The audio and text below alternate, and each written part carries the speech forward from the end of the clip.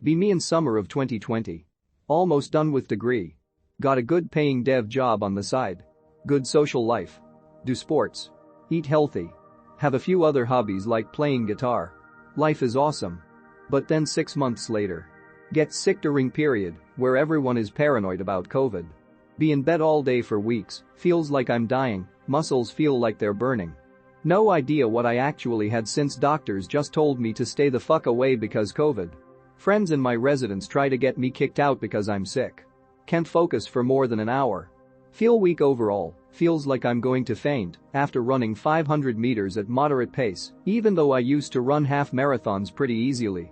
Stop working at dev job because can't focus. Fail exams because can't focus. Have to drop out because I have no proof that I was sick because doctors told me to fuck off because COVID. On top of that, my meth head dad and his dumb friends won't leave me the fuck alone. Decide to delete all social media and change phone number. Physical condition became better. Started taking boxing classes. Have read a ton of books on CS. A few books on math. Coded a few things but nothing impressive. Have been a NEET for about a year now, barely talked to anyone. Now I think I will finish my meme degree when school starts again after the summer. After that I will leave this gay country and dedicate the rest of my life to learning mathematics and martial arts. These two with coding have been the only reason I haven't killed myself honestly. I'm almost 27 by now, so I probably won't go far in either of those, but fuck it, that's what I feel like doing, so that's what I'm gonna do. Last 2 years have been strange to say the least. Be me. Be on Windows. Make funny clip in Denlive, MP4. Renders in less than 1 minute. Need to make it be web and have no audio. Try online shit like always, MP4 equals 4 MB. The web is gigantic. Try the FMPEG meme. Get binary for Windows, confusing download. Look up command to do it. Start it up. It literally makes the CPU go hot and all the fans blow. WTF.jpg eats all the processor all the time, system becomes unresponsive. Something like 1 frame are rendered in 5 minutes. WTF.png. Why is it like this? Denlive took like less than a minute to render. Also my PC can render 1H of video equals 1H to render. What the literal fuck, not posting from my main PC now. I cannot tell you the command I typed in since the system became unresponsive. Has anyone had problems using an mSATA drive as their system drive? Be me. Have ThinkPad, it's nice. After 10 years I realize it has an mSATA slot, lol. Get an mSATA drive, transfer system onto it, to free up 2x 2.5 bays. Shortly afterwards system occasionally freezes, never unfreezes, have to hard shut down.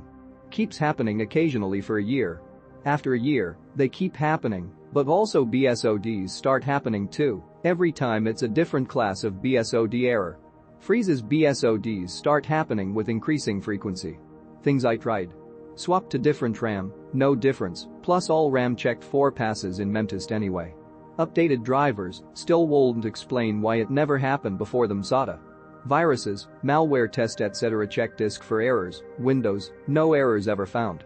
SSD health using smart, mSATA never showed any problems. Kept happening, so this week I finally relented and transferred my system back to my old 2.5 SSD.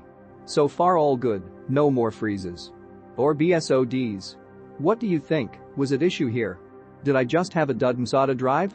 Or is my mSATA model just shit? Or something to do with the nature of the mSATA slot, like SATA 2 limitation, or higher temps? I'm disappointed. I wanted to later turn this ThinkPad into a NAS with 5x 2.5 HDDs, one in the optical bay, the other 4 each through their own USB port, an RAID5, a 6th 2.5 drive, this time an SSD as a cache drive, and the system running from the mSATA. Or the system and cache other way around, but still the same basic principle. Be me. Just turned 19 in January. Brother warns me he's leaving to another island, live in Hawaii.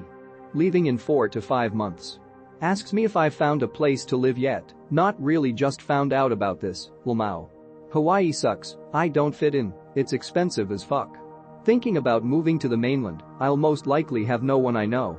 Will have around 13k saved hopefully. No car. Thinking about going to Idaho, racially preferable, rent is manageable, good enough at jobs. I'm fucking nervous as hell, I'm pretty much thinking I'm still a child and don't know how ready I am for this. My brother has pretty much made it very clear that he's leaving in October and I'll be independent. My dad lives in California, mother lives in homeless shelter. I'm going to have to pretty much pull myself up by my bootstraps and navigate a whole new world.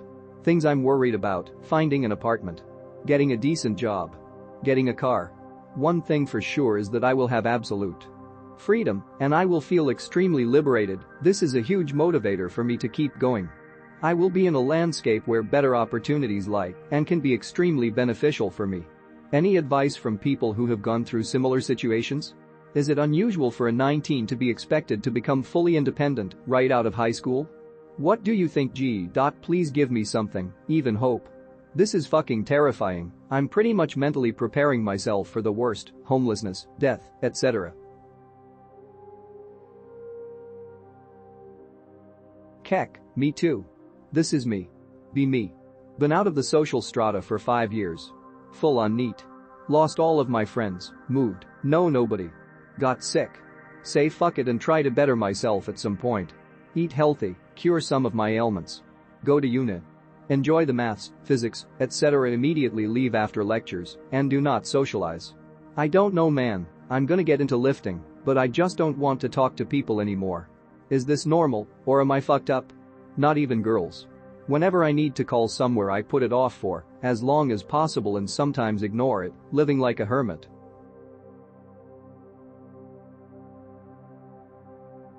Be me. Excited to learn React. Install Node.js. And NPM. Just need Webpack. How? Oh, forgot Babel. Okay, now install React. Create JSX file. Quit and keep using regular JavaScript.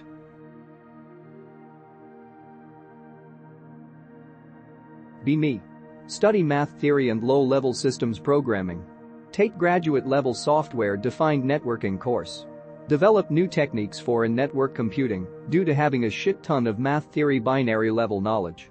Get an internship at an Ivy League doing the same thing at large scale. Get told by Prof Buddy to publish my shit in a paper. Internship wants me to make a paper for the project they assigned me to. On the side, completing cert for FPGA development just so I can learn. Prof Buddy says I should go work at semiconductor manufacturer. Bros, be honest, am I?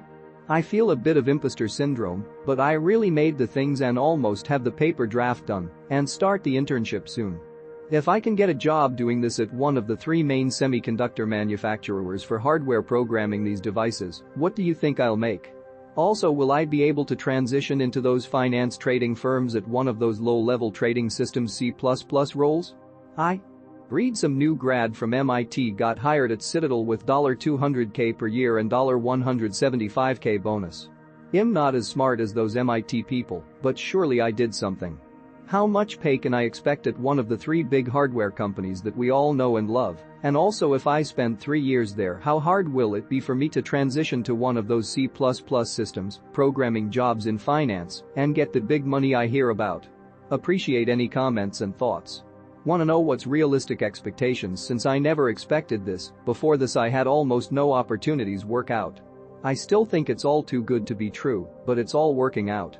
Applied to one of those finance jobs before, but I got raped in the interview, had to make 3DP algos in C++ and answer a bunch of 2's complement questions, but couldn't finish the questions, so it demoralized me for a while. Be me 9 years ago. Grandma constantly complaining about her computer.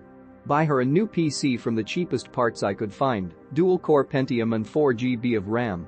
Slap Ubuntu on it. She uses it for Skype and internet, we talk semi-regularly. Upgrade it to the latest LTS version every time I visit. Zero issues after nearly 10 years. Seems user-friendly to me.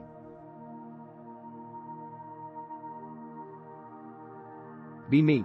Get Firefox source code. Make my own Firefox. It's fast. It's secure. Jib to all of G. Name it Firefox. Too bad this will never happen.